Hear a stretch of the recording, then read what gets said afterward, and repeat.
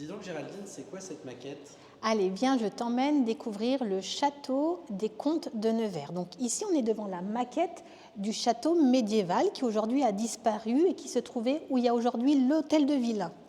Mais il a été détruit?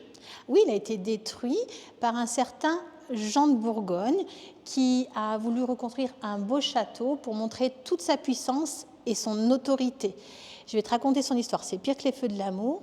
Il va devenir comte après la mort de son frère Charles, on est en 1464, mais il va trahir sa propre famille, les ducs de Bourgogne, en se ralliant au roi de France. D'accord, mais là du coup on est dans son château? Là, on est dans son château. Il l'a reconstruit en grande partie, même s'il y a quelques réaménagements au XVIe siècle.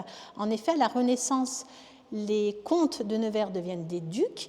Et le premier duc de Nevers, c'est un certain François de Clèves. Et ça va être le père de Henriette de Clèves qui va épouser Louis de Gonzague. Ah, attends, Louis de Gonzague, il est italien, non, je crois. Oui, c'est ça. Louis de Gonzague, il est très important pour Nevers car il va ramener de l'Italie l'art de la faïence. Et la famille de Clèves, tu la connais peut-être par les légendes.